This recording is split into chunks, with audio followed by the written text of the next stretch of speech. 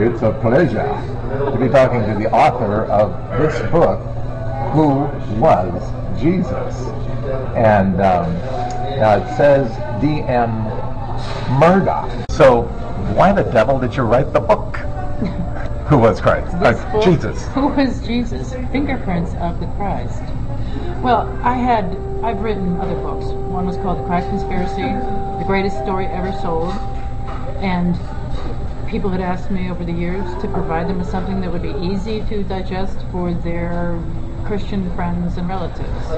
An analysis of the story in the Gospels, in the Bible, and also some of the Christian doctrine. But I do go into, first of all, it's a very gentle read, as you know, from the beginning anyway.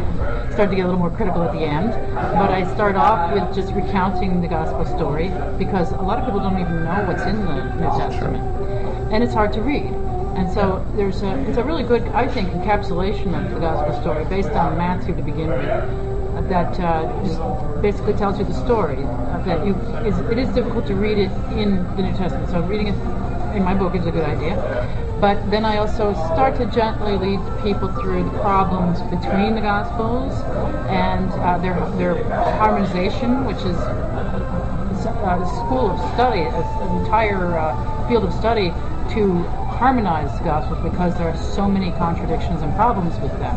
And many people may not be aware that there are so many problems with the Gospels. So I bring that up, and I also bring up some problems with the dating of the Gospels that are substantial problems, and not something that you should just think has been solved, and that we know that these were written by people that are purported to have written them.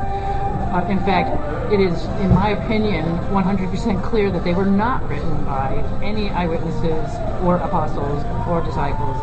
So these are the positions that I'm taking, but I take my positions through research. It's not just, oh, I don't like this, or I think it's wrong, or something like this. I came to these conclusions. I was a Christian. I was born and raised a Christian.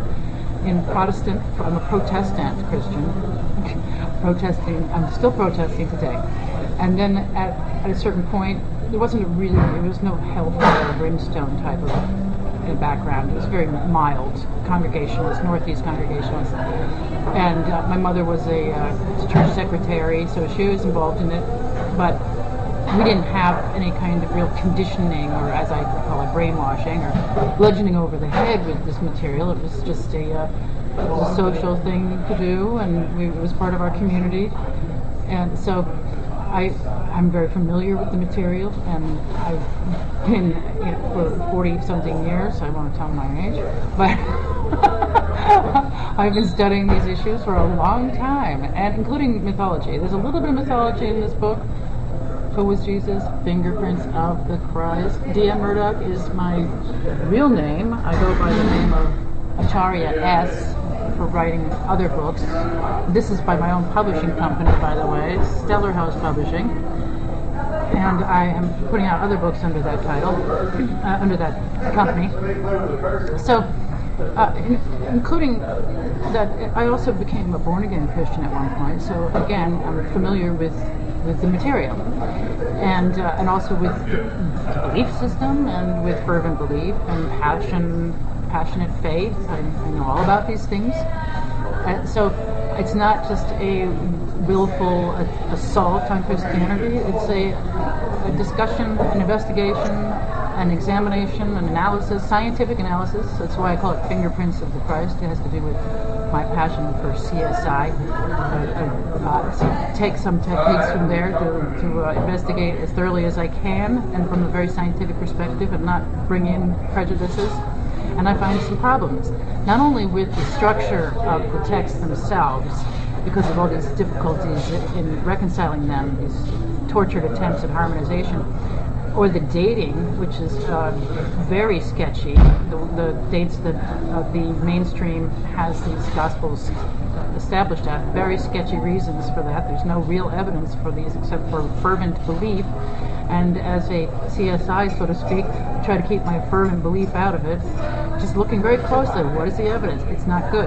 Now, the evidence also for Christ's existence, mere existence, outside of the Bible is not good. In fact, it is absolute zero when it comes to the era in question, when he supposedly lived. There is absolutely no evidence of his existence.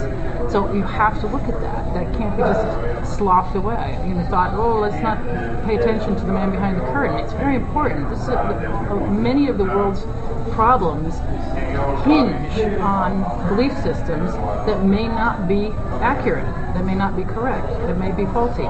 So we need to inspect them as thoroughly as possible. It's not a question of just letting it be, that we'll just take it on. Now, you are welcome to do whatever you want with your mind, but if you insist on it being the truth to the point where you can hurt other people, destroy other people's cultures, enslave people, which is going on, has been going on for centuries in the name of God and religion, then you better be sure that you're right. And as I show in my books, these beliefs are not always sustainable. In fact, most of the time, they're not. I also go into, in this book, Who Was Jesus? Fingerprints of the Christ, I go into great detail about the problems in theoretical problems, not just the textual difficulties.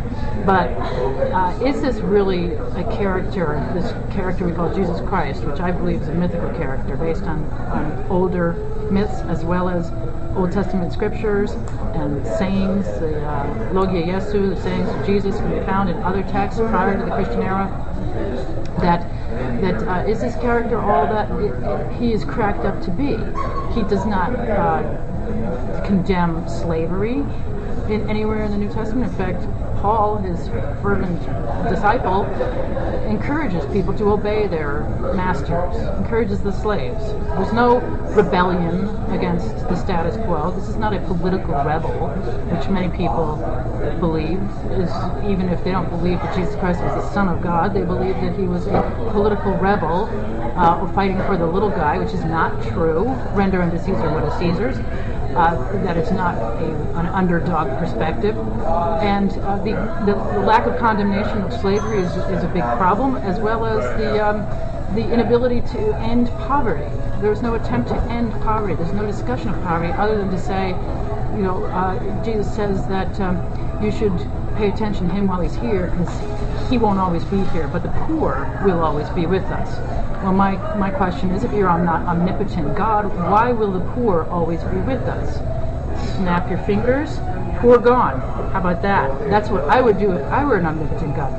So, along with my very scientific investigation, is also some commentary of not necessarily of that nature, but I do bring in a sort of a call for a changing of the guard, because this one isn't working very well.